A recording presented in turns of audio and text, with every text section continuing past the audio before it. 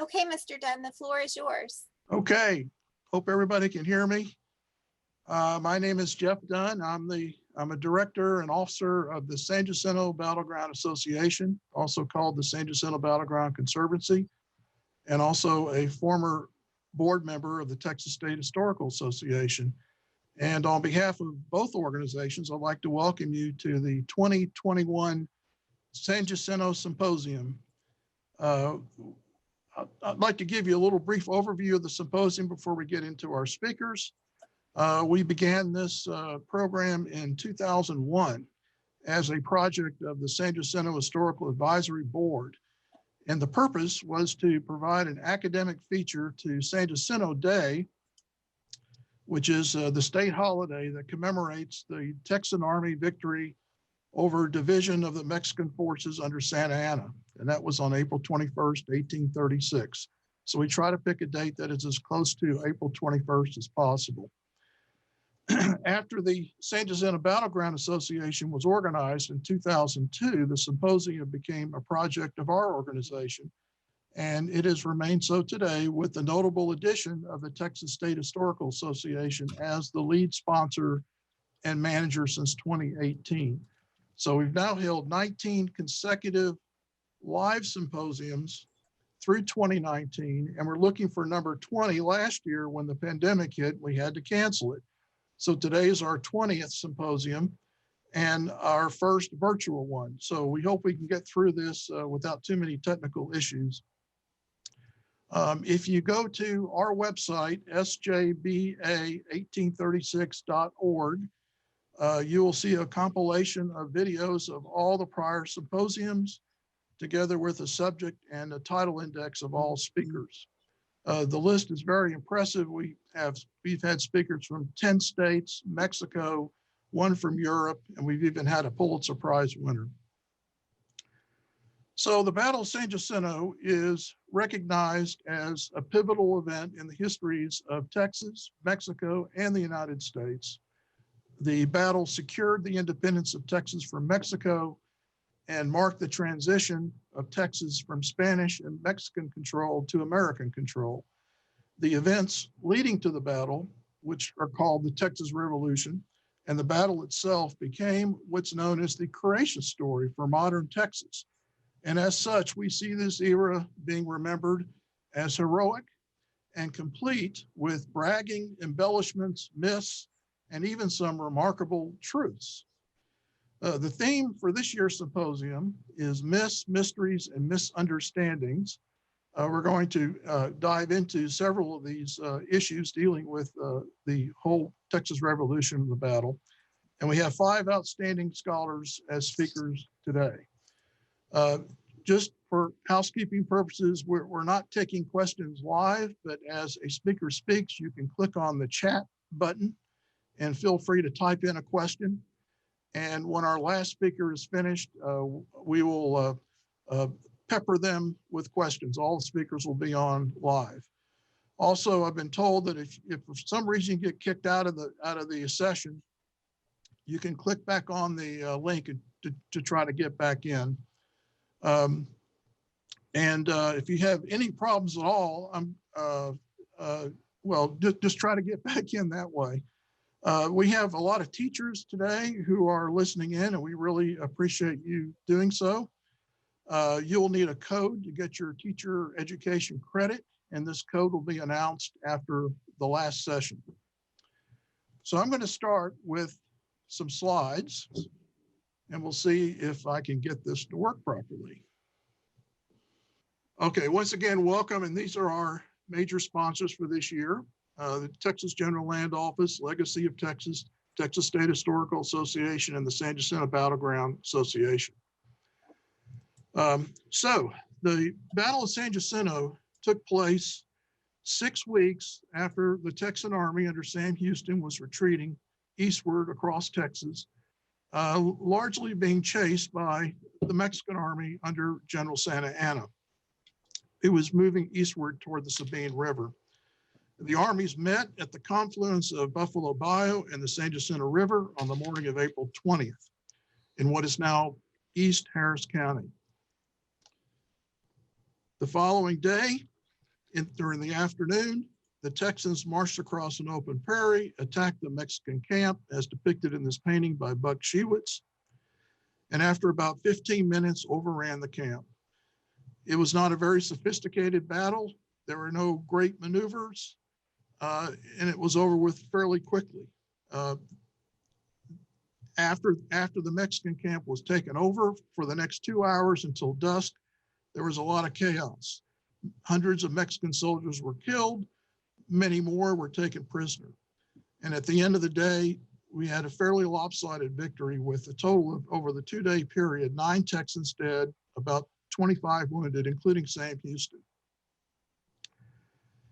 And this was a great victory for the Texans after they suffered several devastating defeats at the Alamo, Colado Creek, and the massacre of Fannis Menegoliad the previous month. Now, the battle had relatively few combatants, about 900 on the Texan side, 1,360 on the Mexican side. That would barely register as a battle if it had occurred during the Civil War. So the question is, why is this battle so important? Well, there are many reasons, but 2 are critical. First is that Santa Anna was captured the next day and brought before Sam Houston and kept a prisoner till the end of 1836. That was quite remarkable at that time because he was a former president and a very prominent leader of Mexico. You don't have somebody of that stature being captured at the end of a battle in modern history. The second reason is that the remnant of the Mexican army, which greatly outnumbered Houston's army, largely stationed on the Brazos River, decided to retreat. And they crossed the Rio Grande, and thereby ending the war and securing Texas independence and giving us our creation story. But it would be a mistake to assume that all the Texans were, as euphoric as they were, all viewed the battle the same way. Similar to what often occurs after a war, there's controversy. And in this case, there was controversy on both sides. On the Mexican side, discussion centered on how much blame Santa Anna should bear for Mexico's embarrassing loss of Texas. On the Texan side, Sam Houston, as head of the Texan Army, rode his fame to the presidency of the Republic in September of 1836, took office in October, but not all of his officers looked upon him as a hero. Many contended he was taking on too much of the glory for himself and that he was actually hesitant to fight. And some said practically forced into doing so. And this controversy with Sam Houston is the theme of our first speaker, Steve Harden. And Steve is going to talk about the infernal kind of book, the venomous pamphlet that shook the Republic of Texas. Steve Harden is a professor at McMurray University in Abilene. He is a prolific writer and speaker on the Texas Revolution and author of 6 books. His latest is a republication of a 38-page pamphlet published in 1837 called Houston Displayed, or Who Won the Battle of San Jacinto, by a farmer in the Army. Okay. This pamphlet is the first comprehensive account of the San Jacinto campaign written by an officer, and his name was Colonel Robert Coleman. And Colonel Coleman really did not like Sam Houston. The pamphlet is a scathing, angry attack on Houston and his character, and it was published only 4 months after Houston took office as president. Steve has written an outstanding introduction and has provided numerous footnotes in examining this account in great detail. This is a photocopy of the cover page of the pamphlet, and it was very controversial from the moment it was distributed. It also resulted in Houston retaliating against Coleman by having him arrested on trumped-up charges, and 2 days after he was released in July 1837, he drowned in the Brazos River while bathing. This pamphlet, though, did not die. It remained controversial. It was republished in 1841, during a heated political campaign in which Sam Houston defeated David Burnett to win a second term as president of the Republic. And it was claimed at the time that Houston and his supporters were so incensed with this pamphlet that they made a concerted effort to destroy every physical copy they could find. And this may explain why the pamphlet has become one of the greatest rarities of Texana today, as only 6 original copies are known to exist. So this pamphlet was reprinted as a facsimile, 500 copies in 1964 by the late Johnny Jenkins. But that edition itself has become rare, and even if you get a copy, it's hard to read. And this was solved by Steve's new book, which was published at SMU, the DeGolyer Library. It completely retypes the original and making it much easier to read. So now I'm going to turn this over to Steve, who's going to tell us more about the book, Colonel Coleman, and the controversy. Thank you very much.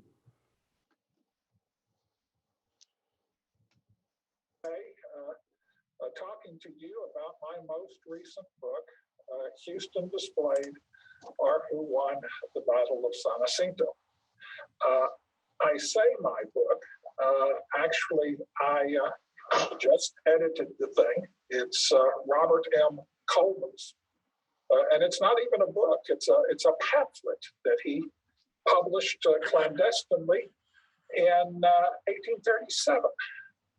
And it should be especially interesting for anybody who's interested in the Battle of San Jacinto.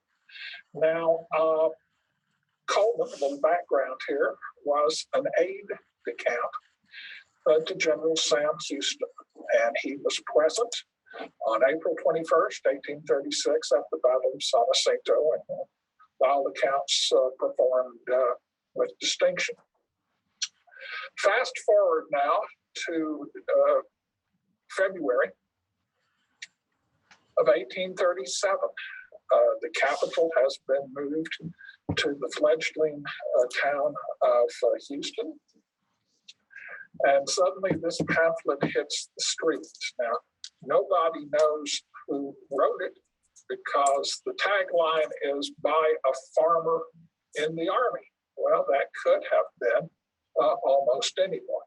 But General Houston was aware that the author had such specialized knowledge that it had to be someone inside his tent, so one of his aide-de-camps. The pamphlet was highly critical of Houston's generalship, Houston's clothing, Houston's horse. It is a very critical pamphlet. And consequently, is it biased? Yes, it is. Is it prejudiced? Yes, it is. Coleman had an entire wagon full of axes to grind, and he used this pamphlet to grind them. Now, many people reading the pamphlet and seeing how vituperative it is have discounted it out of hand. So I assigned myself an assignment, and that was to go through the entire document, and when Coleman made an assertion, I would try to check other veterans' accounts to see if anybody else is saying what Coleman is saying, to test Coleman. And what I found was most of the time, Coleman is corroborated by other San Jacinto veterans. And I'll tell you who those are in the annotations that I added to this edition. Now, this particular edition is published by the DeGolyer Library. It's part of their Library of Texas Center. series, I should say, Library of Texas series. It is a very distinguished series. They are all beautiful books, limited edition, fine press books. They all have scholarly introductions by people who are specialists in their fields. They are all heavily annotated. They are all indexed. They are beautiful books, and I am humbled to be in the company of some fine scholars. Houston Displayed is the 13th book in the series. And a beautiful book it is. I'm very proud of the way the book turned out. It's gorgeous. And we used to joke about, it being the 13th book in the series. Should we be concerned? Unlucky 13 and all of that. We don't joke about that anymore. Because this book had just, if something could go wrong, it did go wrong. From the time I submitted the manuscript, we rolled this book out at the TSHA meeting last year. And if you will remember, it was at that exact time that Madame Corona came to visit in a big way. I was supposed to speak at last year's San Jacinto Symposium, and I was looking forward to signing books and selling books in a big way and whatnot. But of course, it was canceled. And so I'm pleased to have an opportunity to talk to you this year, not in person, which I would have liked to have done, but virtually. But like I say, this book has has been in many ways challenging. Now, some of you I know have, because you've sent me emails and let me know. I dedicated this book to the late John H. Jenkins. And many will wonder why, since his reputation is pretty much in tatters nowadays, more especially since the publication of this new book, Bluffing a Texas Style by Michael Vinson. And by the way, I recommend this book to you all. It's a real eye opener, and I think for anybody who has an interest in Texas history, it's a great book. It is a great book.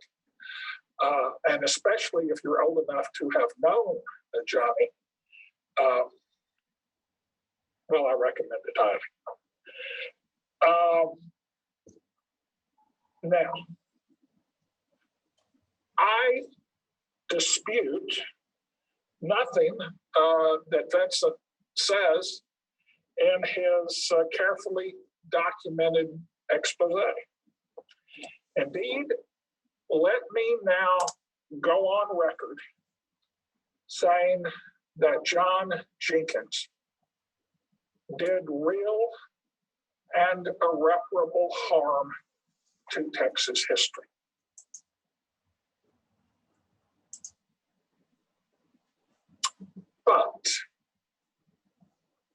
But that's not the only thing he did. As the bard observed, the evil that men do lives after them. The good is oft interred with their bones. And such is the case with Johnny Jenkins. While I do not dispute Vincent's account of Mr. Jenkins's transgressions, I wish he had been as assiduous and acknowledging some of his more laudable accomplishments. These include his editing of recollections of early Texas, the memoirs, John Hollins Jenkins, I think that was his great-great-grandfather, which is one of the better pioneer narratives. His compilation of the 10-volume, let me say that again, the 10-volume papers of the Texas Revolution, which is the largest single compilation of original source material on any Texas topic. And also that set of books probably made my career possible. That set of books is for the student of the Texas Revolution what the official records of the War of the Rebellion is to Civil War historians. If you're a Tex Rev guy, papers of the Texas Revolution are just absolutely indispensable. And we wouldn't have it if Johnny had not published it in 1973. His authorship of basic Texas books, which the scholarship is as impressive as its bulk, and it's a doorstop. Basic Texas Books has since its publication in 1983 become an indispensable resource for Texana book collectors, and I'm one of those benighted people. And most importantly, in this context, his editing of the 1964 reprint of Houston Displayed, without which this pamphlet may well have been lost to our collective memory. So Johnny had his demons. I don't dispute those, but John Jenkins also made a significant contribution during his lifetime. And again, I came to this through his little 1964 reprint. But enough about my dedication. Why would any student of Texas history in general, and the Battle of San Jacinto in particular, have any interest in Steve Hardin's new edition of Robert Coleman's Houston Displayed, or Who Won the Battle of San Jacinto? Well, I'm so glad you asked. In keeping with its number in the Library of Texas series, I will provide you with not one, but 13 reasons that this new edition should engage your interest. Number one, John H. Jenkins, well, you know who he is now, thought so highly of Houston Displayed that he included it in his basic Texas books. Yet, until the publication of the Library of Texas edition, edited by yours truly, the volume was almost impossible to find and expensive when you did find it. Only 6 of the 19th century editions remain in public repositories.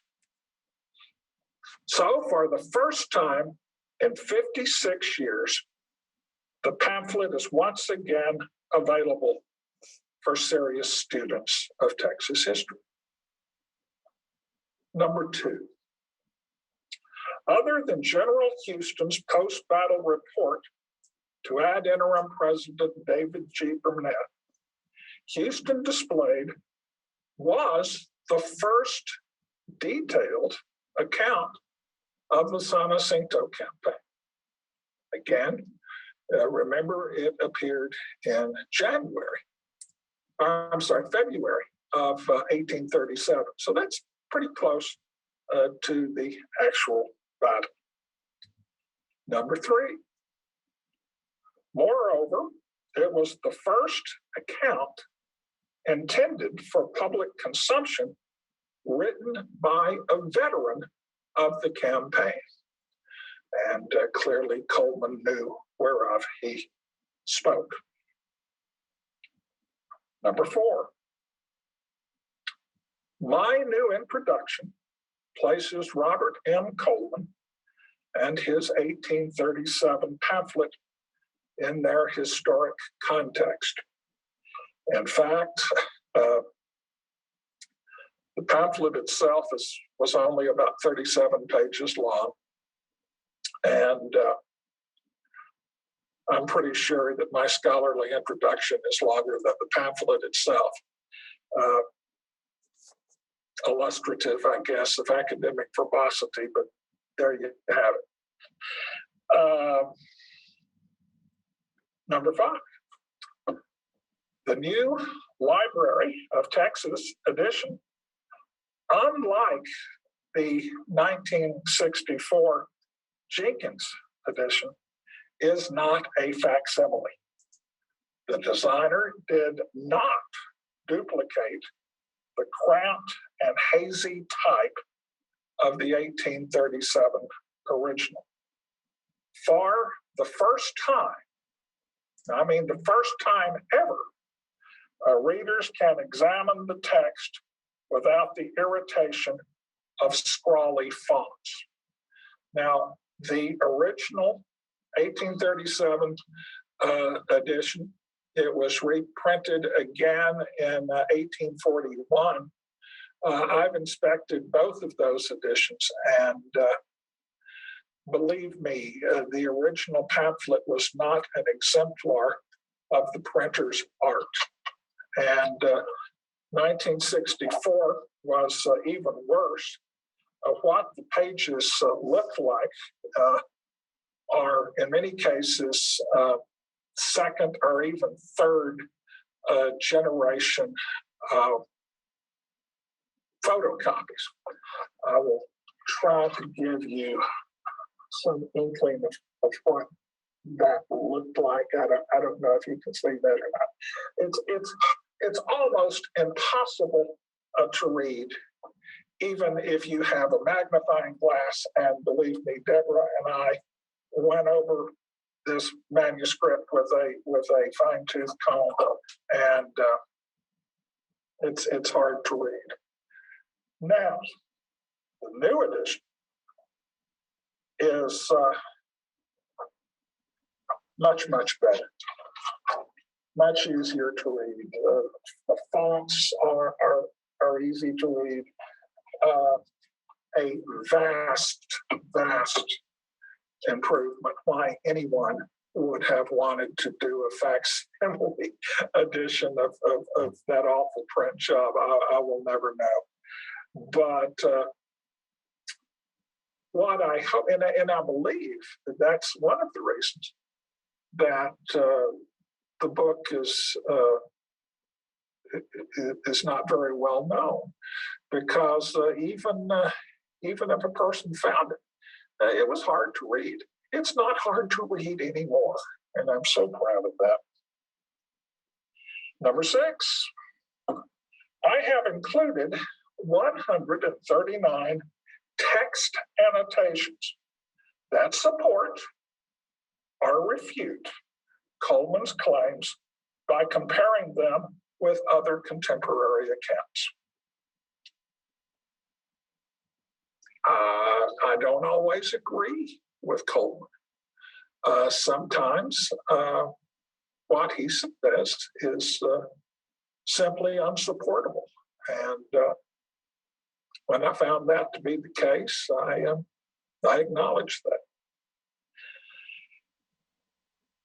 7, from Charles Edward Lester in 1846 to James L. Haley in 2002, no, not a single one. Houston biographer attempted to evaluate the Coleman tract in any serious or objective fashion. They were either ignorant of it, ignored it, or simply dismissed it out of hand as prejudiced and thus unworthy of consideration. Henceforth, students of Sam Houston, the San Jacinto campaign, or the Texas Revolution ignore Houston displayed at their peril. 8.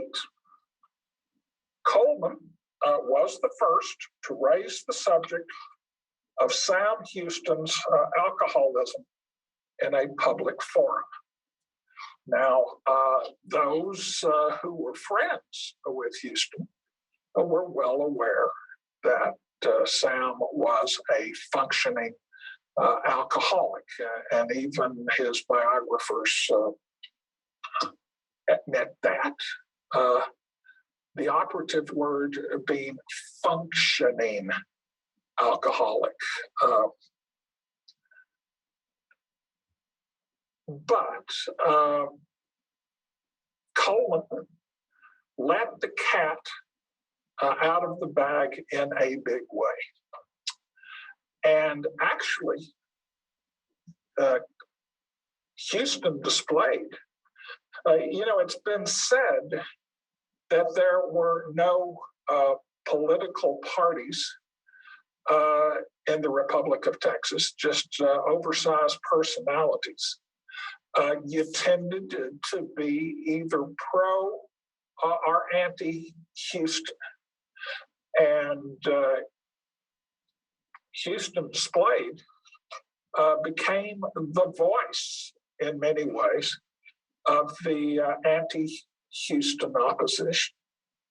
So it's significant from a political standpoint as well as a documentary standpoint. But again, people had whispered about Houston's alcoholism. Coleman shouts it from the rooftops.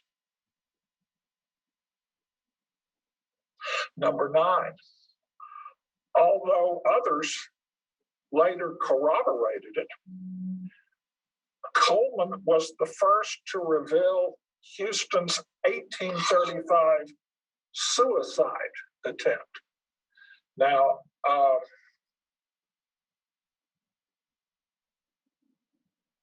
the pro-Houston friends of mine, and I have a lot of them, bristle at the suggestion that in 1835, during the siege of Bayard, Sam Houston might have attempted suicide. But it's pretty well documented. Coleman is not the only one who talks about it.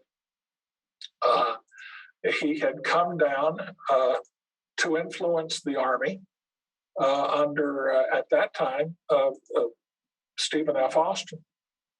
And the Army pretty much told him to take a hike, to go pound sand.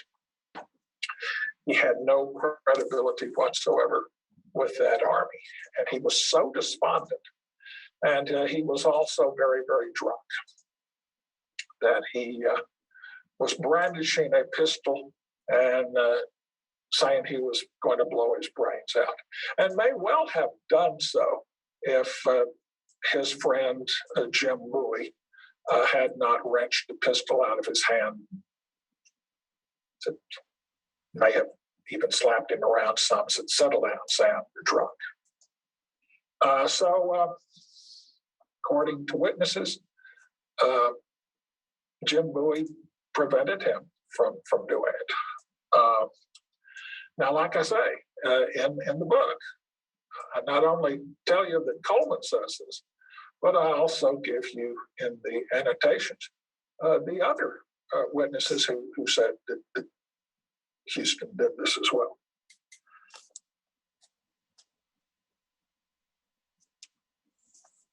Number 10, Coleman was the first to discuss Houston's desire to build a floating bridge across Buffalo Bayou on April 21st, 1836. Yet other veterans subsequently corroborated the episode. So bear with me here. As late as 12 o'clock noon on April 21st, during which time Houston had called a council of war,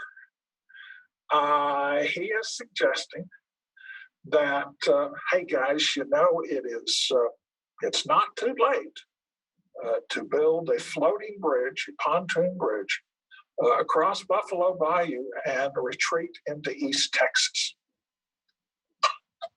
And his man said, Sam, what are you talking about? We're here, Santana's here. We're not going to get this chance again. No, we've got to fight. We've got to attack this guy. And like I say, if it were just Coleman saying this, that would be one thing. But other reliable sources, including Dr. Labadie, who most people suggest is a wonderful source, say, yeah, I remember him saying that. Even down to the Houston is finally quoted as saying, "Fight then and be damned," which is not the words of someone who is fully committed to battle. What's Houston thinking? Well, Houston's thinking that what he'd really like to do is retreat into East Texas, allure the Mexicans across the Neches River, not the Nueces, but the Neches River in East Texas, which would trigger General Gaines to cross the Sabine, engage the Mexican army, with the combined force of the Houston's Texians and Gaines Americans. I think it's safe to say would have achieved victory. But more importantly, the Texas Revolution, which up to that time had been a Texas conflict, would have become an American conflict. The United States would have had some skin in the game. And it's possible that Texas annexation might have occurred a lot sooner than it ultimately did. And I don't fault Houston for that strategy. All things considered, that might have been the most prudent course. But at any rate, Coleman was the first to talk about Houston's desire to build this floating bridge across Buffalo Bayou. Number 11, Coleman was the first to reveal that it was not General Sam Houston, but Secretary of War Thomas Jefferson Rusk, who made the command decision to turn toward Harrisburg and the enemy the night before the Texian army reached the forks of the road. Now, the forks of the road incident, most of you are probably familiar with this episode. They come to a vital crossroads. One goes into East Texas, one goes to Harrisburg.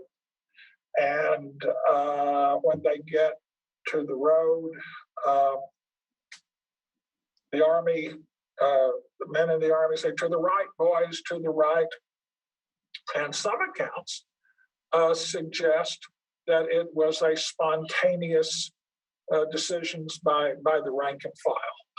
And I'm afraid that I bear responsibility for that because that's the version I went with in Texian Iliad. I now know that that's not correct. And had, way back in my younger days, had I read Coleman more closely, and maybe I would have, if the thing had not been so god awful hard to read, I would have caught that. But no, the night before the Army reached the forks of the road, Thomas Jefferson Rusk informed General Houston. He says, "Look, Sam, I've backed you. You know I have, but tomorrow we're turning toward the enemy." And Houston sulks, and he calls in his aide-de-camp, Coleman, and says, "Go tell the company commanders that tomorrow we're turning right at the forks, and I've been overruled." And on the day, and I'd always wondered about this, on the day, Houston is riding toward the rear of the column. And I've always thought, well, why? It's a personality, hard-charging guy. Why is he lingering back in the rear with the gear? Well, he's been overruled by Rusk. He's back there sulking. So this is huge, because what this reveals is that it was Thomas Jefferson Rusk who makes the most important command decision of the San Jacinto campaign, and that's to engage the Mexicans in the first place. Number 12, Coleman provides details of the campaign and battle found in no other primary accounts. There's simply stuff in Coleman that you will not find anywhere else. And finally, 13. As one of Houston's aides de camp, Coleman was privy to behind-the-scenes conversations and decisions that would not have been accessible to the rank and file. And certainly as you are reading Coleman's pamphlet, you get the sense that you are reading something that was written by an insider. And a lot of people aren't familiar with the duties of aides de camp, but they were normally young men who, remember, this is before walkie-talkies, this is before radios. So to communicate their orders, generals had to have young men they could trust to carry their orders. And an order from a general's aide de camp was to be considered an order from the general himself. So these aides de camp they had positions of trust and responsibility. And Coleman was one of these guys. So that's your 13 reasons that you ought to be interested in this book if you have any interest in the San Jacinto campaign at all. Well, I appreciate your attention, and I hope that the next time we get to meet in person. Enjoy the rest of the conference. Thank you very much, Steve. Okay, let me move on here. Thank you very much, Steve. Steve is very opinionated, and we encourage multitudes of opinions and interpretations. But I just want to clarify that those are his own and not the sponsors. So we'll just take that into consideration. He's written a great book. It's a fabulous introduction, and I'm sure that if you buy it, you'll learn an awful lot about the Battle of San Jacinto. Our next speaker is Jim Woodrick, who resident of Austin. One of the objectives of our symposium is to feature not only professors, but also amateur historians who've developed an expertise in discrete topics relating to the Texas Revolution. And one of these is Jim Woodrick. He knows more about the artillery of the Texas Revolution than practically anyone alive today. And he's also a very prolific researcher on related topics pertaining to the Texas Revolution. He was a chemical engineer by profession, and he has a master's degree from University of Texas at Austin. Jim's topic today is the cannons of San Jacinto, of which there were only three, two on the Texan side, known later as the Twin Sisters, and one on the Mexican side. It is amazing when you read the literature how much attention has been given to these three cannons since 1836, and particularly the mystery of what happened to them after the battle. So to help guide us through these stories, we will now hear from Jim Woodrick. Hello, thanks for the introduction and for the opportunity to be with you today. You wouldn't think that three cannons from 1836 could command such enduring interest, but if they were at San Jacinto, they do. Every year, reenactments of the battle remind us of the important role that cannons played in this engagement. Here you see some Texans in a rough garb shooting the Twin Sisters at uniformed Mexican soldiers who respond in kind with their golden standard. There have been long-standing debates about these cannons. Were the Twin Sisters iron or bronze? Were they 6-pounders or 4s? Was the golden standard really as big as it sounded? The digital revolution has made accessing obscure archival documents much easier, and now historical researchers can assemble bits and pieces of a puzzle and put them together to see the big picture. That's allowed us to better answer the questions about these cannons, and that's my subject today for you. Let's start with the Twin Sisters.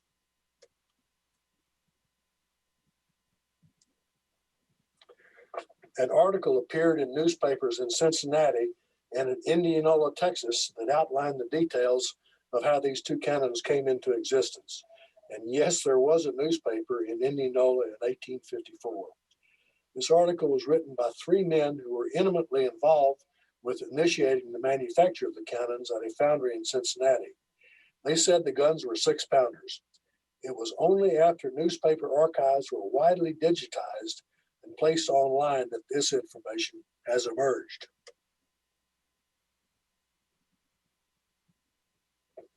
The story begins in Texas in mid-1835. Francis Smith was a resident who had a medical condition that needed attention, so he went to Cincinnati to be treated. He had a friend there named Elijah Slack who visited him in the hospital. Smith told Slack about the turmoil in Texas that he feared would soon turn into a war of independence. Slack and others in Cincinnati had a vested interest in Texas, both financially and through family and friends. They wanted to do something to help. A meeting was held on November the 17th, in which a committee was formed to oversee the making of two cannons. The local newspaper reported on the meeting and its outcome, but purposely avoided any mention of cannons. They called them hollowware. The reason for this subterfuge was that it was illegal at that time for Americans to do anything to aid in a revolution against an ally, Mexico in this case. The Cincinnati locals didn't want to print anything that would draw attention from federal authorities to their cannon escapade. The cannons were cast at the Hawkins and Tatum foundry and bored out by the Chase and Seymour machine shop. Bruncia Cassett painted the carriage wheels red and blue. That sounds pretty striking, and I'm surprised that none of the eyewitnesses mentioned the colors. The foundry of Miles Greenwood made 6 barrels of 8-ounce canister shot.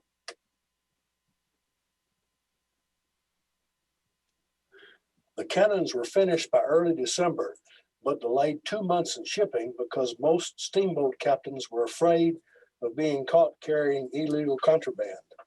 Finally, they were shipped out on the steamer Splendid in late February. They arrived in New Orleans on March 16th. Texas agent William Bryan noted their arrival, saying they were made of iron. So already we have answers to 2 of the questions. The twins were iron 6-pounders. More proof came later. The guns were shipped from New Orleans on the schooner Pennsylvania and arrived at Brazoria on March the 30th.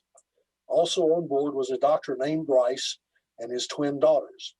Someone asked the girls if they would officially present the cannons to Texas as a gift from Cincinnati. They agreed, and someone in the audience commented, "There they are, two twin sisters." The name for the cannons stuck.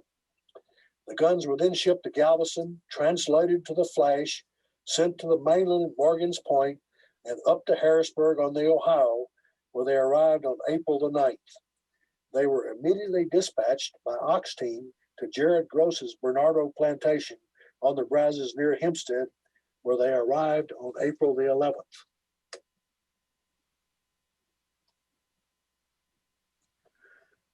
Here's a statement from Benjamin Breeding's pension application, where he says that he used his father's team to pull the guns to Bernardo from just outside of Harrisburg, where they'd been bogged down. Breeding was part of the volunteer company led by Thomas Shadowix.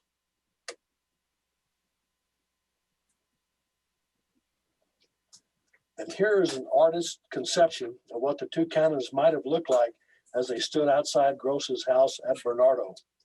Before we follow the twins to San Jacinto, let's take a moment to meet the Golden Standard.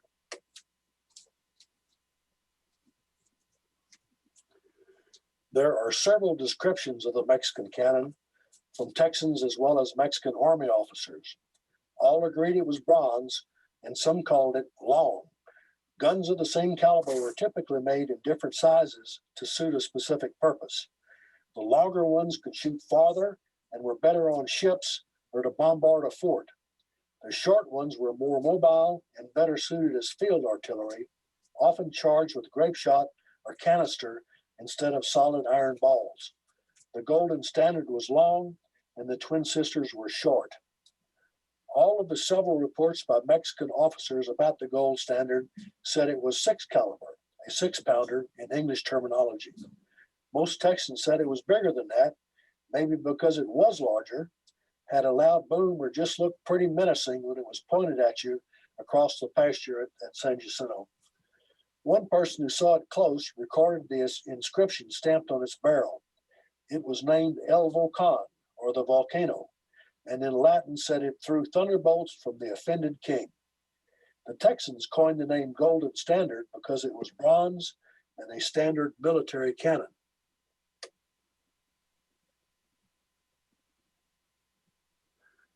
Here is a summary of the Mexican artillery taken to Texas in 1836, taken from several officer reports during the campaign and in later books by participants. We know from these field reports that Santa Anna had only 2 cannons at Old Fort, today's Richmond, when he left the main army to go after the newly elected Texan government officials at Harrisburg. Both of them were 6-pounders. The closest other cannons to him at that time were 40 miles away in San Felipe and at Matagorda. There has always been some confusion about the cannons that Americans called 9-pounders and Mexicans called 8 caliber. They both had the same bore diameter and fired an iron ball that weighed 9 pounds. The Mexican nomenclature was a carryover from an earlier classification based on 1700s French units of mass that were later redefined.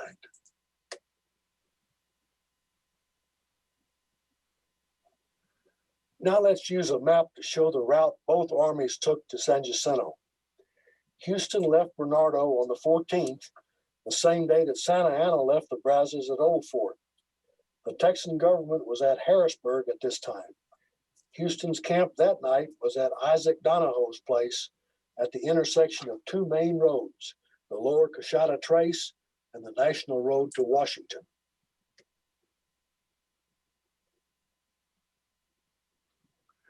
On the 15th, Houston marched to Samuel McCarley's place on Spring Creek. Santa Anna made it to Harrisburg that night, just missing the Texans who had left there earlier, heading for New Washington to catch a boat for Galveston.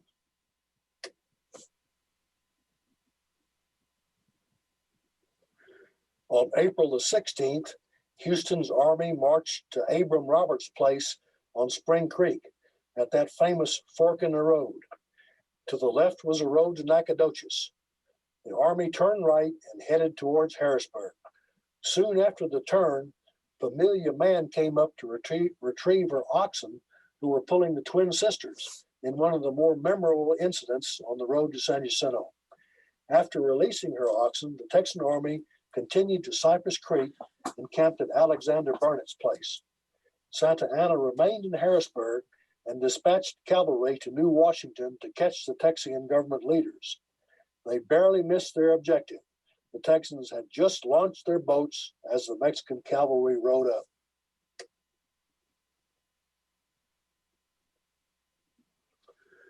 Familia Mann was an innkeeper and reportedly ran a brothel in San Felipe. She was with Sam Houston at his camp west of the Brazos at Bernardo. Houston convinced her to let him use her oxen to pull the twin sisters, saying that he was going to retreat to East Texas. When the army turned right at the fork in the road, Mann demanded her oxen be returned. One eyewitness said, quote, "We got about 10 or 12 miles down the road and Mrs. Mann overtook us out on a big prairie wallah and full of water and a very hot day. She rode up to the general and said, 'General, you told me a damn lie. You said you was going on in Nacogdoches. Sir, I want my oxen.' 'Well, Mrs. Mann, I can't spare them. We can't get our cannon along without them.' 'Don't care a damn for your cannon. I want my oxen.' She had a pair of holster pistols and a very large knife on her saddle. She turned around to the oxen and jumped down and with knife cut the rawhide that the chain was tied with. Nobody said a word. She jumped on her horse with whip in hand and away she rode in a lope with her oxen." End quote. It just didn't pay to cross Familia.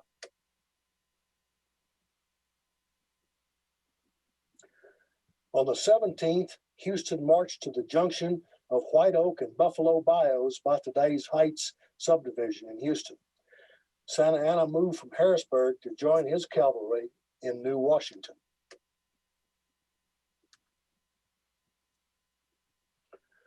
On the 18th, Houston moved down to Buffalo Bayou across from Harrisburg. 500 Mexican soldiers left Old Fort to reinforce Santa Anna.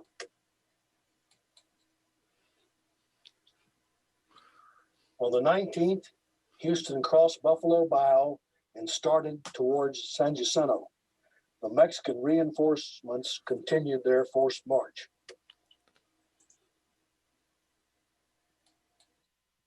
On the 20th, Houston got to San Jacinto first and set up camp on the edge of Buffalo Bayou. Santa Anna arrived about 2 o'clock that afternoon and exchanged musket and rifle fire with the Texans. Then the Golden Standard was brought up and fired, and the twin sisters responded with a round of grape shot that wounded a Mexican officer and killed his horse. The Mexican cannon remained where this skirmish occurred and became isolated when the rest of their army began making camp in the prairie about 3/4 of a mile from the Texans. Seeing the vulnerable Mexican cannon, the Texans opened up on it with the twin sisters. The first shot shattered a part of the artillery ammunition carriage, and a second destroyed some ammunition boxes. Another killed 2 mules. Cannon fire continued to be exchanged for the next 2 hours while the Golden Standard was moved into position in the center of the Mexican army camp.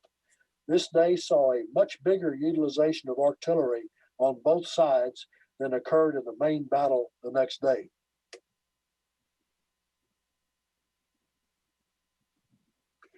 You already know the story of the battle on April the 21st, so I won't repeat the details here, only to say that cannons were used by both sides for a few minutes in the initial charge and then stopped. The Texan infantry soon overwhelmed the Mexicans, captured their cannon, and turned it around to use against them.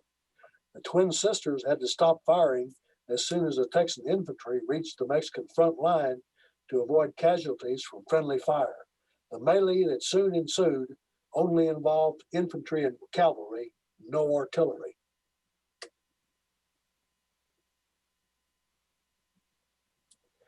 Here's a depiction of the battle showing that the artillery was initially in the center of both lines of combatants. The Golden Standard never moved. It was first fired 3 times at the approaching Texans, then captured and fired once as the Mexican soldiers retreated. The twin sisters were rolled by men towards the Mexican line and fired several times after the Golden Standard had been silenced.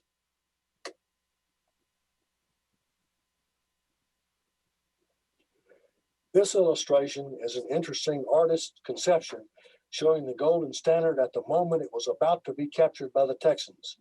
You can see Sam Houston on his white horse behind the gun, holding up his sword to urge his men onward. Standing right behind the cannon is General Manuel Castrillon, one of their army's most experienced and respected officers. He's trying to keep his men fighting and not running away in retreat. Moments later, Castrillon was killed beside the cannon.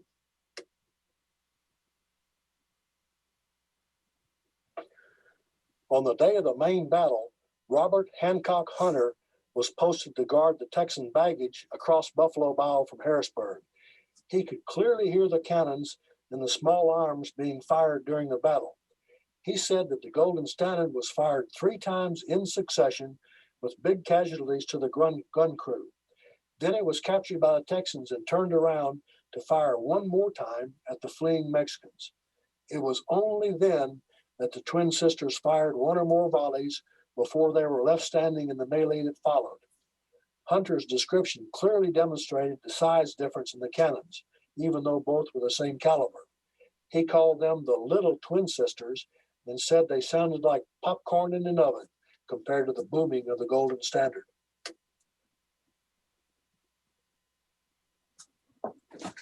After the battle, one twin was sent to accompany Thomas Rusk on his campaign to shadow the Mexican army as they withdrew from Texas.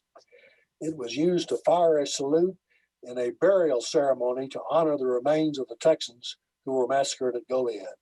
The second twin was moved to Galveston Island and inventoried there on June the 1st. After a couple of years at Galveston, both were sent to a new arsenal in Houston. Both fired a salute in the 1839 Independence Day celebration in Houston. A year after Austin was founded, the twins and other cannons were sent there to protect the capital from Indian raids and a feared Mexican reinvasion. They were fired in Austin's celebration of the 5th anniversary of San Jacinto. They were still in Austin later that year when they were recorded in an inventory taken by Secretary of War George Hockley.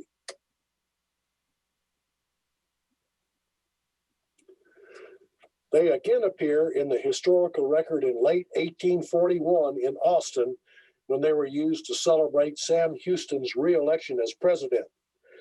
In 1842, Mexico sent an army back to Texas and occupied San Antonio. The twins were set up to defend Austin by guarding the river crossing. The Mexican army soon withdrew, and the cannons remained in Austin in an arsenal for the next 20 years.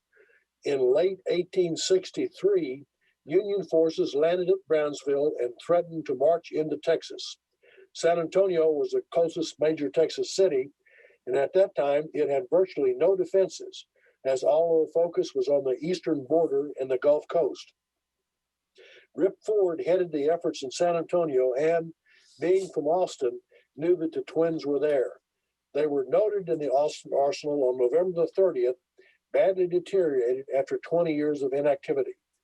Ford was sent to San Antonio in February and began to plan an advance against the Union forces on the Rio Grande. He called for the twins to be sent from Austin, and they arrived on March the 1st.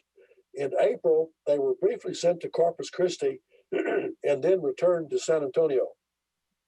They were soon redeployed and by May arrived at Fort Brown, which Ford had taken from the Union forces there.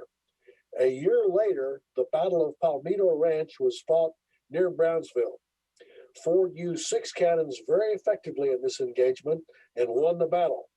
The twin sisters were 2 of those 6 guns. Lee had already surrendered at Appomattox before this engagement. After the battle at Palmito Ranch, Ford discharged his men but left the artillery at Fort Brown.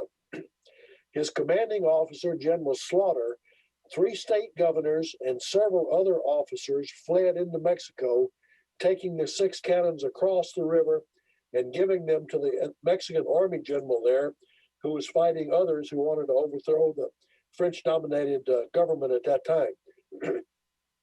There were several engagements at Matamoros and later at Querétaro in which the twins were likely used. They were lost in the historical record in Mexico in 1867. So our twins had three moments of fame. First being their use in the victory at San Jacinto, and second in the victory in the last battle of the Civil War, and third in the imperialist loss at Querétaro. They played an influential role in both victories and less so in the loss.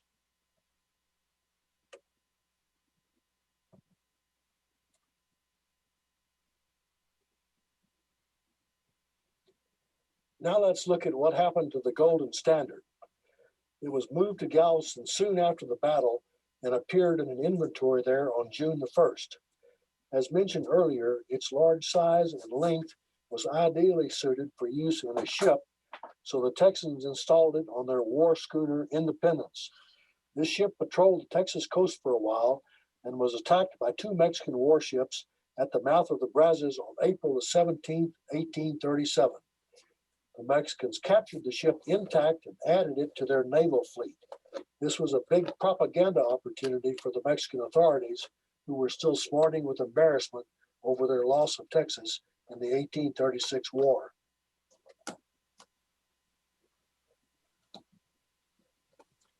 A Mexico City newspaper article bragged about the fact that they now had the cannon lost by Santa Anna at San Jacinto. They called it an 8 caliber. We know that it originally was a 6-pounder, so either the newspaper made a mistake or it had been bored out to fire a 9-pound ball for use on the Independence. Apparently, there was some identification on the cannon listing the names of several prominent Texas women. We do know on other occasions that groups of women organized fundraising campaigns to purchase a cannon when the military could not afford to do so. There are no other known records of this happening with this cannon. There are a couple of sketchy legends about what ultimately happened to the Golden Standard after this, but it's probably best just to say we don't know. It has not likely survived, as it would still be identifiable by its inscribed name, El Volcan, the volcano.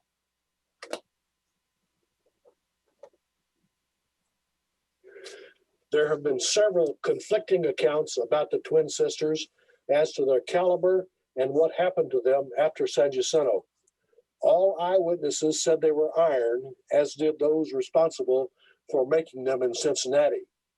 The several accounts that said they were bronze were all secondhand and confused with other cannons. Regarding the caliber, the accounts are about equally split between 4 and 6 pounders. 6 wins on the strength of the testimony of the men who orchestrated their manufacture and of Sam Houston and Thomas Rusk, both of whom were intimately involved with obtaining them and providing ammunition for them. And also official ordnance inventories said they were 6 pounders.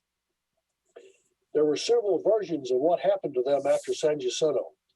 2 accounts that have received the most attention say they were either buried in Harrisburg or shipped to New York at the end of the Civil War. My research that you've heard earlier convinced me that they were last known to be with the Mexican Army in Querétaro in 1867.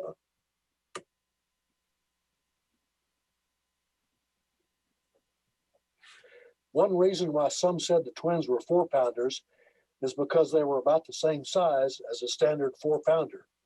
Here's a list of lengths and weights for the different 6 and 4-pound cannons that were available. The smallest 6-pounders were 6 feet long. That's what the twin sisters were. That's the same length as a standard size 4-pounder, and the weight is not that far apart. It was easy to visually confuse them.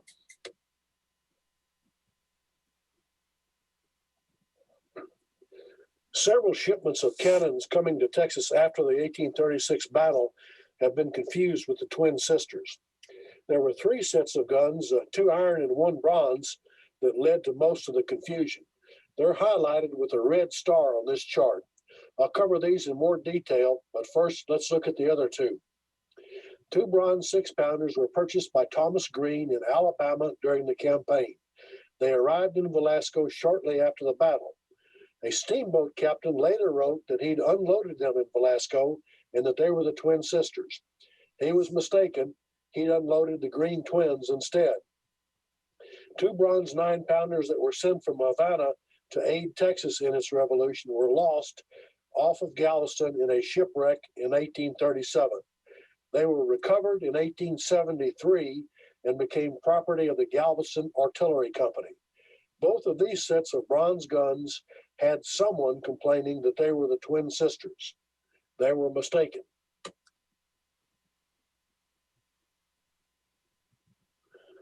The Texans did receive 2 iron cannons very shortly after the battle that were later mistaken for the twins. The steamboat Cayuga assisted Houston's army before and shortly after the battle. It was armed with 2 iron 4-pounders. These cannons were fired in a salute to the victory when the Cayuga arrived at San Jacinto from Galveston 3 days after the battle. 2 days later, they were back in Galveston, and the guns were unloaded and set up as the first artillery in newly constructed Fort Travis. In 1842, a hurricane badly damaged the fort, and it was reconstructed with the help of the Galveston Artillery Company. The Cayuga twins were replaced with bigger guns and sent to Houston to be refurbished and given to the Galveston Artillery Company. The blacksmith who did the refurbishing sent an invoice for his services and noted that they were iron 4-pounders, which they were, but he also called them twin sisters, which they were not. These same 2 guns were later bored out to carry a 6-pound ball in preparation for the Civil War. They continued to be mistakenly identified as the twin sisters throughout the war. After the war ended, they probably were among the group noted at either Harrisburg or Houston and were sent to Galveston and shipped east.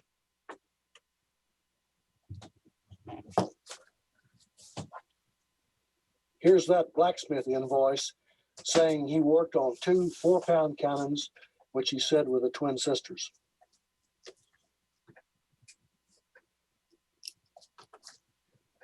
The other popular legend about the fate of the twin sisters involved 2 of the 6 cannons that Thomas Jefferson Chambers acquired on behalf of the nascent Texan government in 1836. They were iron 6-pounders delivered in late 1836.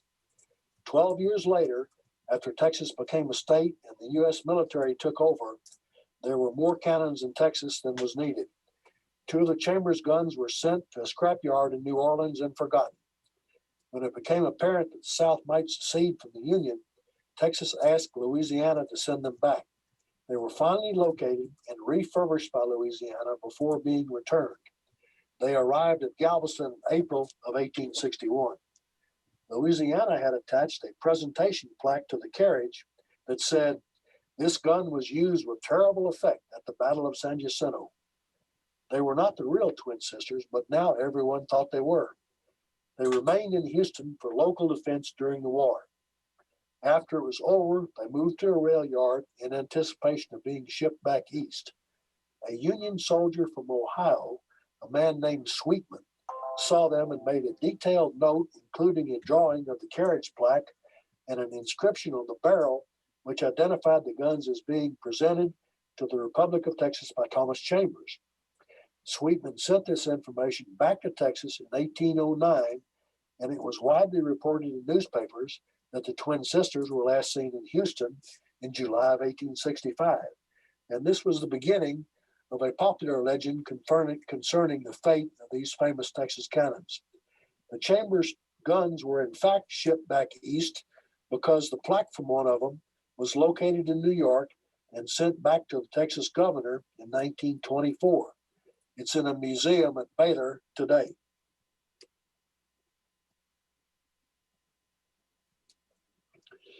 The Houston Artillery Company was given 2 of the 6 new bronze 6-pounders purchased by the Republic in 1840. They were socially competing with the Galveston Artillery Company, who had a pair of cannons they claimed to be the twin sisters. Not to be outdone, Houston apparently had someone stamp an engraving on the gun barrels that said, "Presented to the Republic of Texas by the ladies of Cincinnati." They were fired in salutes in several celebrations in the 1850s, and most observers thought they were the real guns of San Jacinto. After the war, a Confederate soldier named Henry North Graves was paroled and leaving Galveston when he and some companions saw those guns at the rail depot in Harrisburg.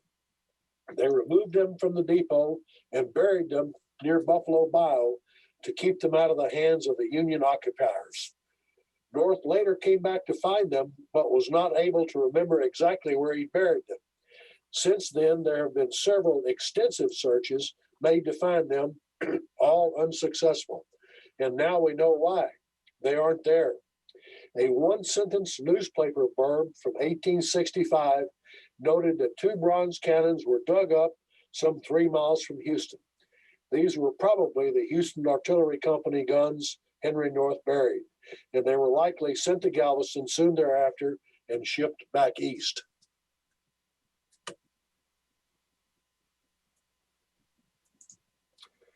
That wraps up my presentation for today. The details of my research on the San Jacinto artillery and all of the other cannons used in 1835 and 1836 are included in my book titled Cannons of the Texas Revolution and available on the Amazon bookstore. I've enjoyed sharing this information with you today, and thank you very much for your attendance. I'll be available for questions later in today's program. Okay, thank you very much, Jim. That was a lot of meticulous information. I'd like to recommend his book if you have any additional questions, or you can ask him questions at the end here. So now, here are 3 books that Jim Woodward has written. The other 2 deal also with artillery. So our next speaker is Dr. Jesus F. de la Teja, who's known to his friends and colleagues as Frank. Unfortunately, my slide is not large enough to include all of his impressive awards, books, and accomplishments, but he is one of the leading, if not the leading, historian of the Spanish and Mexican colonial era in Texas, and his contributions to the literature of this era and the Republic era have been overwhelming. He is Regents Professor Emeritus at Texas State University, former director of the Center for the Study of the Southwest, and the inaugural Texas State historian. He also recently retired as executive director of the Texas State Historical Association. So when Sam Houston marched across that prairie to attack Santa Anna's troops, Colonel Juan Seguin led about 30 men from San Antonio as part of the infantry. All of them were what we call today Tejanos. And one of these men was Antonio Menchaca. Frank's talk today is about Menchaca and his recollections of the San Jacinto campaign, expanding upon the book that he wrote several years ago, Recollections of a Tejano Life, as pictured here on the screen. These recollections are important not only as an eyewitness account of what happened during the campaign, but also as a valuable insight as to what Tejanos were thinking at the time, the unusual dilemma that they faced as Santa Anna's army came to Texas, with the war literally coming to their homes in San Antonio. Whose side should they support?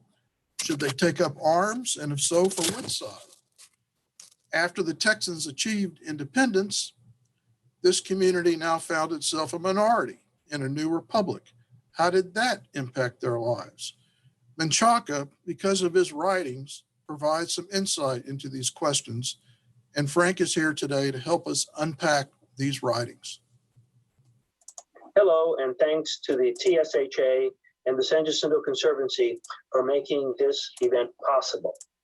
My topic today is Antonio Menchaca, one of the few Mexican Texans remembered by name as a prominent figure during the Texas Revolution. And we'll be using a PowerPoint presentation, so I hope you'll enjoy the rest of the talk without having to look at me. That recognition of Menchaca as a prominent figure comes mainly from his recollections, published in 1937 as Menchaca's memoirs. In them, Antonio makes clear that he was at San Jacinto, but he doesn't say much about the battle. What you may not be aware of is that there is a previously unpublished manuscript by Menchaca in which he has a great deal to say about his part in the events surrounding the San Jacinto campaign and its aftermath. Fortunately for us, the very interesting unpublished part of the reminiscences is available to us and makes up half the memoirs contained in Recollections of a Tejano Life, a book that Timothy Medavina and I published in 2013. In 2014, I spoke about Menchaca in the San Jacinto campaign at that year's symposium, focusing on the very fanciful tale he weaves of being friendly with Santa Anna and most of the Texas High Command. Today, I want to discuss how Menchaca's participation in the battle can help us better understand the situation in which Tejanos, that is, Texans of Mexican heritage, found themselves both at the time of the battle and in some sense in the 40 years that followed.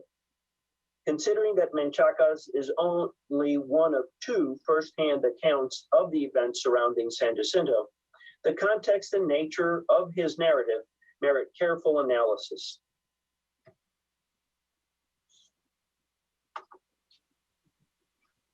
First, I want to say a little about who Menchaca was and what role he played in the battle. Jose Antonio Menchaca was of humble birth. He was not a member of the prominent Menchaca family that included 18th century Presidio commanders Luis Antonio, Jose Felix, and Jose Menchaca. His grandfather had been in the military, but as an enlisted man who had come to San Antonio in the 1760s at retirement. Antonio was baptized in what is now San Fernando Cathedral in November 1800, in time to become part of a Texas generation to witness Texas's transformation from Spanish colony to Mexican state to republic to 28th star in the American Union to Western outpost of the Confederacy and again to American statehood. As late as 1829, a household census of San Antonio identified Antonio as a married day laborer or jornalero, whose chattels consisted of just 2 horses. According to Menchaca himself, he left San Antonio before Santa Anna arrived and made his way to Gonzales, where he joined other Tejanos who had gathered there and formed a company under Juan Seguin.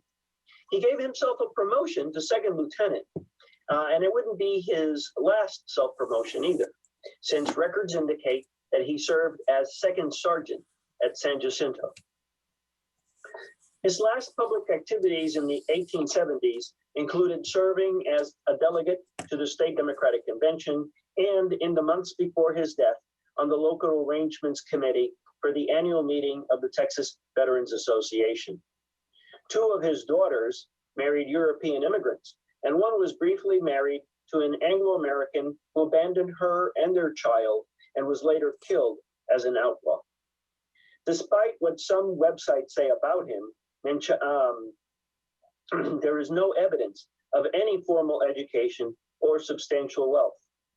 In fact, it appears that his status was completely dependent on his having chosen the winning side in the revolution and remaining steadfastly loyal to the new order of things for the rest of his life. In between his service during the revolution and his last years as a member of the Texas Veterans Association, Menchaca established himself as a faithful Mexican Texan, serving as a captain in the Republic's Frontier Ranging Service, as a San Antonio City alderman, and helping to found the Democratic Party in Bexar County. Yet for all his identification with Texas, he could not entirely escape suspicion. At least for some, he was just another Mexican showing his true colors when General Adrian Wall invaded San Antonio in September 1842. Quote, "Where are the hundreds of frontier Mexicans who took up arms in defense of Texas but a few years since?" ran a piece in the Telegraph and Texas Register that was reprinted in the Clarksville Northern Standard. Again, I quote, "Now, either in arms against us or return to their own country, where it was but natural to expect their feelings, prejudices, and interests, everything would have led them. Even Menchaca, he whom everyone believed would remain true when all the rest had proved their recurrency, is believed to have gone over to the enemy, end quote. Leaving aside for a moment the fact that the author of the article described Texas-born people of Mexican heritage as returning to their country, a point I'll return to later, we have ample evidence that Menchaca had in fact not gone over to the enemy. Judge Anderson Hutchison, who was holding court in San Antonio when General Wall captured the city in September 1842, wrote that when a skirmish began between the city's defenders and the Mexican army, quote, Menchaca, who was the only Mexican in our company, cried out that our damned Mexican friends had retreated, end quote. Hutchison's account is corroborated by Mary Maverick, who wrote in her memoirs that General Wall's approach was discovered by some Tejanos and that the information was, quote, communicated to Don Antonio Menchaca, who lost no time in making it known to Judge Hutchison, end quote. Consequently, Menchaca was captured along with a number of defenders, but unlike them, he was not marched to Mexico as a prisoner.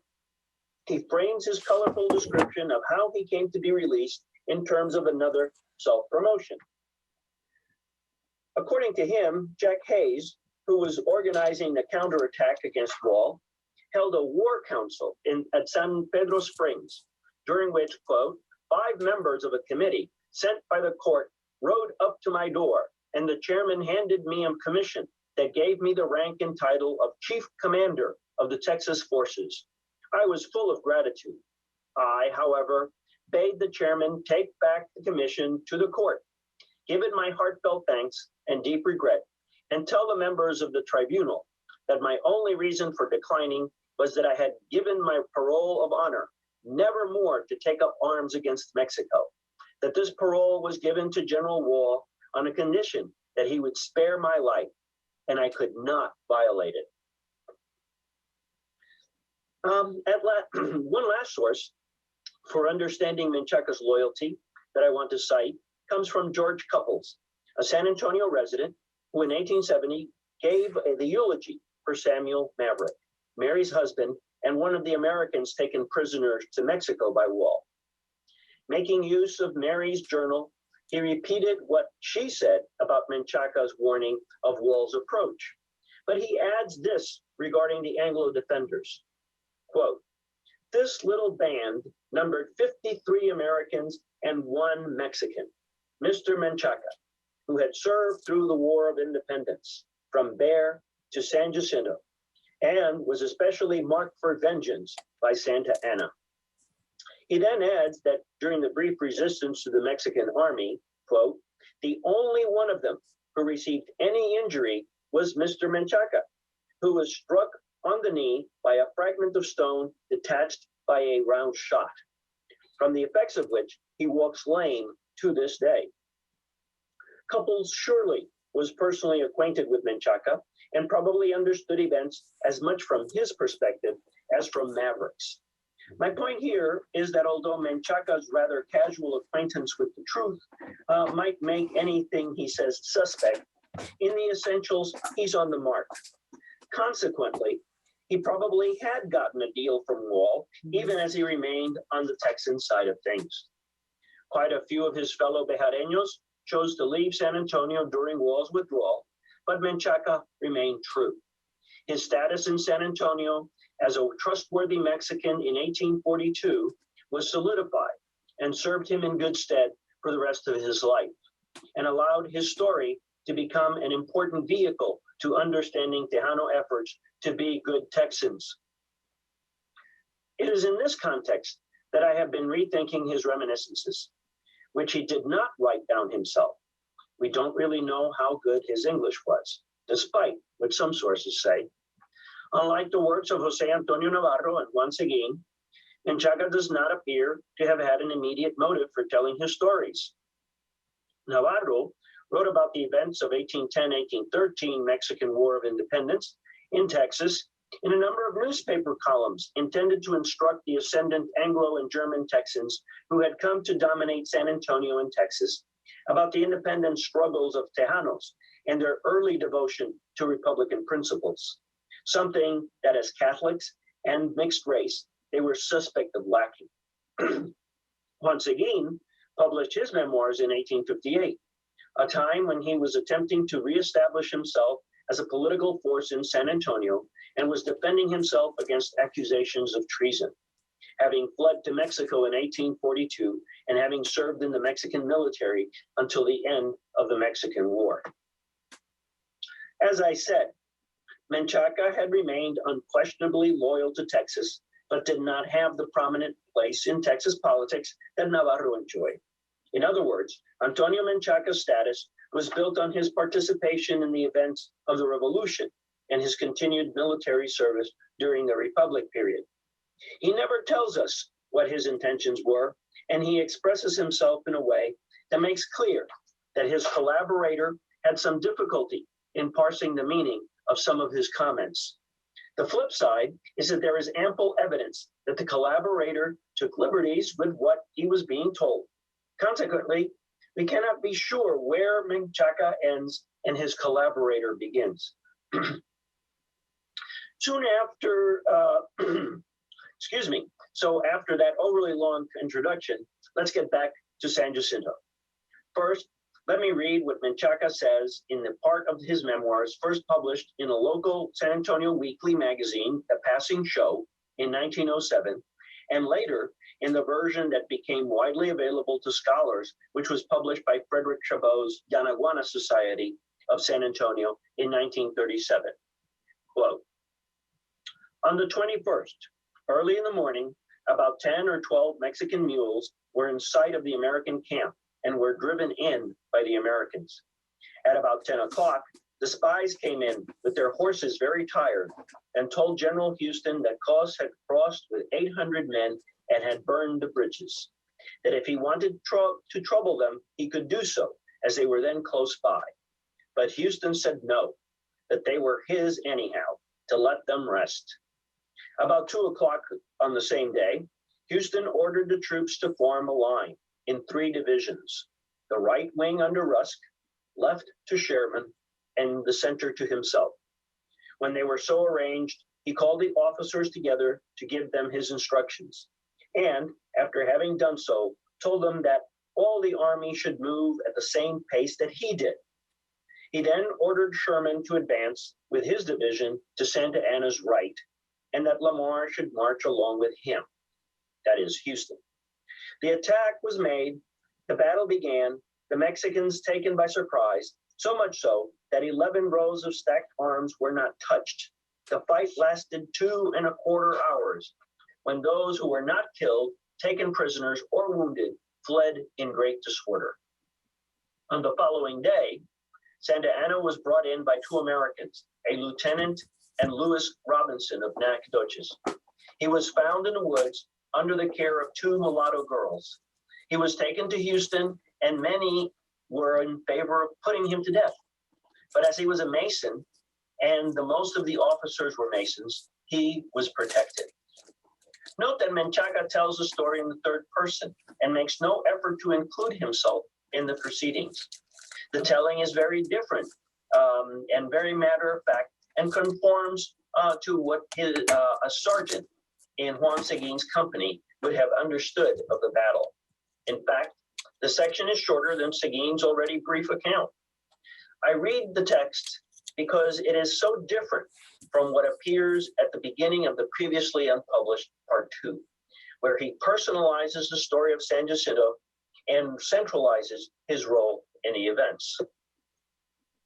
Curiously, neither in the description of the battle in Part 1, nor in the couple of flashbacks to the battle found in Part 2, does Menchaca describe an incident during the engagement that is ascribed to him, and which, if true, would make its omission from his recollections all the more inexplicable. According to Henry Foote, in his 1841 Texas and Texans, Thomas J. Rusk witnessed the following scene. Quote, during the fight, a Mexican officer found himself almost at the very muzzle of a rifle in the hands of one of our men. He begged for mercy and happened at that moment to see a Mexican who was in our ranks, whose name was Menchaca, whom he had known for many years at Bejar. He bellowed out to Menchaca, calling him a brother Mexican, and invoked him to save his life. Menchaca replied, "No, damn you, I'm no Mexican, I'm an American, shoot him." And the soldier fired and killed him. End quote. It would be surprising for Menchaca to omit such a dramatic event if he had been the protagonist, especially given how easily he found it to inject himself in other parts of the story, highlighting his evident attachment to the Texan cause. One plausible explanation is to be found in N.D. Labadee's reminiscences of the battle found in the 1859 Texas Almanac, in which he says, "I pursued a fresh trail into the marsh and came upon Colonel Bertrand, who had bogged down and on his knees begged for his life. Supposing myself alone, I extended my left hand to raise him up, but was surprised to hear a voice behind me saying, 'Oh, I know him. He's Colonel Bertrand of San Antonio de Bejar.' This was said by one Sanchez, a Mexican in Captain Seguin's company, composed of some 30 Mexicans fighting on our side. He had scarcely done speaking when I observed 3 others coming up with leveled guns. I cried to them, 'Don't shoot, don't shoot. I have taken him prisoner.' These words were hardly spoken when bang goes a gun, the ball entering the forehead of the poor Bertrand, and my hand and clothes are spattered with his brains as he falls dead at my feet." We can't be sure if Rusk and Labadee were recounting the same incident, and therefore whether it was Menchaca or Sanchez who was at the center of the event. And it might be that we have 2 separate incidences here. But the point is that Menchaca does not mention anything like this in his recollections, whether as Rusk's revenge-filled American or Labadee's more sympathetic Mexican. Before moving on, it is worthwhile to spend a moment looking at how Rusk and Labadee identified Menchaca, because the difference between the two is also evident in Menchaca's recollections. Rusk asserts that Menchaca rejected his Mexican heritage quite forcefully, exclaiming, "I'm no Mexican, I'm an American." For Labadee, Seguin's company fighting by his side at San Jacinto was made up of, quote, "some 30 Mexicans fighting on our side." Now, it doesn't really matter if Rusk was recollecting the wrong Mexican Texans. The important thing is that he was a Tejano, that he, as a Tejano, had to reject his identity in favor of being American, itself a problematic assertion since the struggle was for Texas independence. The rebels at San Jacinto weren't fighting for the US, they were fighting for a free Texas, yet often their language is of American versus Mexican, itself a topic for another day. For the moment, it is enough to note that Rusk implies that to be Mexican is to be the enemy, and that Menchaca must reject his heritage in order to prove himself. As for Labadee, while he may see the Tejanos as allies, he does not see them as part of us, for he says that the Mexicans were fighting, quote, "on our side." If he had been thinking about the Tejanos as Texans, he might have said something more inclusive, along the lines of, "We had some 30 Mexico Texans or some Texas Mexicans with us." By 1859, at the time he gave his recollections of the battle to the Texas Almanac, the term Mexico Texan was in common use, and both Navarro and Seguin used it in their writings. However, it was very common to refer to Tejanos simply as Mexicans, which of course was a way of making them what Juan Seguin says about himself applying to all Tejanos, that he was, quote, "a foreigner in my native land." These seemingly contradicting attitudes toward identity and loyalty were challenging for Menchaca himself. And in his memoirs, he tries to walk a tightrope between the two.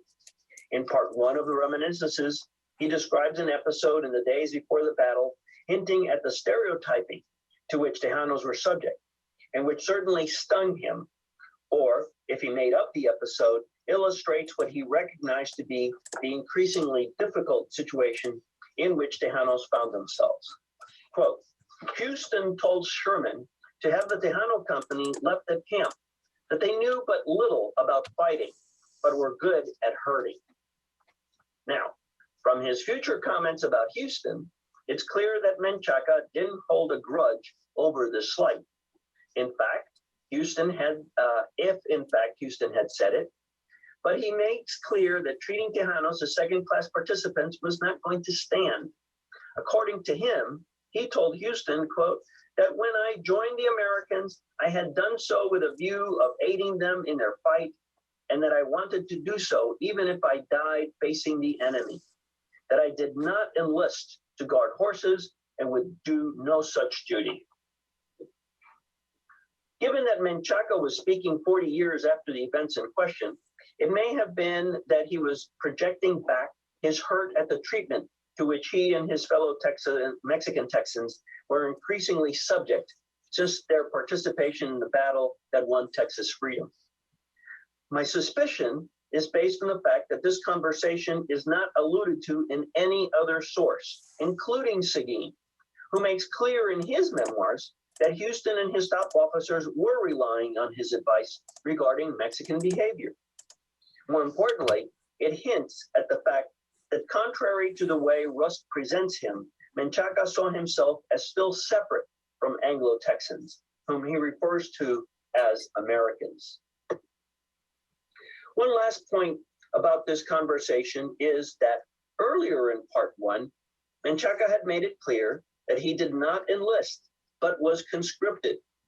At the arrival of news that Santa Anna was on his way to San Antonio, he maintains that at a council of war, Bowie and Seguin, quote, made a motion to have me and my family sent away from San Antonio, knowing that should Santa Anna come, I and my family would receive no good. What made Menchaca and his family different from, say, Juan Seguin and his family? He doesn't say.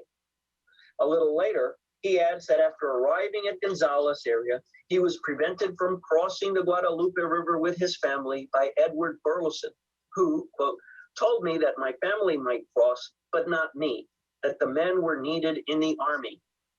Further muddying the waters is his comment in part two that he turned down a commission from yet another war council, this one after the battle, appointing him Quartermaster General of the Army of the Republic of Texas, because, quote, it was my intention to stay with my command as long as there was a bit of fighting to be done. Now, it may be that once conscripted, Menchaca determined to fight, but according to his own account, he did not enlist. So he must have had a considerable change of heart to turn down the new offer. Or he and his collaborator failed to notice his lack of consistency, what in the movie industry is known as continuity. Lest anyone reading the recollections should miss his commitment to the cause, however, he stresses that Juan Seguin, quote, my old captain, had saluted him, saying, quote, you have just been made a high officer without any more fighting to do, and I will leave you now, Major.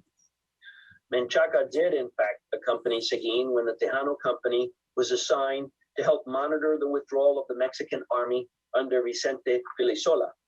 So that it's not a question of Menchaca participating in the events. The issue is his magnification of his participation in order to simultaneously point out the trust that the Texans had put in him and his continued connection to his Mexican heritage.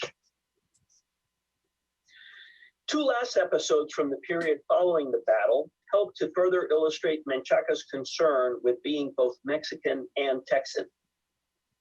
In part two, he claims to have introduced himself to Santa Anna shortly after he was brought into camp, thus, quote, you see before you, General Santa Anna, a Mexican, your humble servant, and ready to do your bidding. By this time, Menchaca had promoted himself to major and claimed that he told Santa Anna that he needed to treat him well so that, quote, My good repute in San Antonio may not be undeserved. It is a little after this that Menchaca comments that, quote, during the Battle of San Jacinto, the battle cry of the Texans was, remember the Alamo. And they made me take my men, who were Mexicans, and put large pieces of white pasteboard on our hats and breasts, lest we be mistaken for Santa Anna's men and killed. The requirement that his company place cardboard on their hats and chests comes almost as an afterthought following his self-introduction to Santa Anna, almost as if to emphasize that he and his fellow Tejanos stood apart from the rest of the Texan army. Menchaca's concern for his good repute is also evident in the pains he takes to describe his treatment of the Mexican dead and captured. He opens part 2 by saying that among the prisoners, quote, I found a great many badly wounded men, and I made those who were not wounded make slings with their hands and carry to our camp the wounded. Later, he says, on the next day, we went to the battlefield and found it covered with dead Mexican soldiers. We dug trenches and buried them with our own 7 dead. These comments, along with his efforts to see after the welfare of Santa Anna, even going so far as to tell the Mexican general that, quote, the provisions in the American army are very low, and we fare but little better than you have done, but I will get what I can for you, contain the elements of a balancing act. Leaving aside for a moment the historical fact that the Mexican dead were left on the field and their bones were still scattered about more than a year later, what's important in the narrative is his humane treatment of fellow but opposing Mexicans and his identification with the American army, to which he applies the pronoun we rather than they. Menchaca's version of his role in the Battle of San Jacinto is colored by his need to be identified as among the Americans, although he does not say it explicitly, while also making clear his attachment to his Mexican roots. Although it appears that there is a page missing at the start of part 2, Menchaca picks up the story in the aftermath of the battle. After discussing what happens to the Mexicans sick and wounded and captured, in all of which he plays a prominent role, Menchaca asserts his sympathies. Quote, the Battle of San Jacinto was the most brilliant feat of arms I have ever witnessed and has immortalized Houston, his brave staff, and the army that participated in it, and makes a beautiful page, not only in the history of the then Republic of Texas, but also in the history of the United States. To the degree that we historians today have access to what he said, and the few other scraps of information about him and regarding Tejanos at San Jacinto, we have to be careful how we use his narrative. In fact, I would say that his recollections are more important for what they have to say about the ambivalent position of Tejanos in 19th century Texas and their efforts to negotiate their increasingly marginal place in Texas society. Valor on the field of St. Hyacinth and respect and sympathy for the enemy, including the arch-villain Santa Anna, served Menchaca's perhaps unconscious effort to establish himself as both a loyal son of Texas and a descendant of Mexico. It was a dilemma that would haunt Texas Mexicans for more than a century to come. Thank you very much. Thank you, Frank. That was excellent. I'd like to encourage everyone again to remind you that you can click the chat button and ask questions. We encourage you to do that. We are now going to take a 5-minute break, and it's going to be very strict. It's I have now 10:59. We'll start at 11:05. In the meantime, do not click the leave button in the lower right corner. I've been told. Just leave your computer on. And we'll be back at 11:05. You don't want to miss Jim Crisp and Sam Haynes, our final 2 speakers.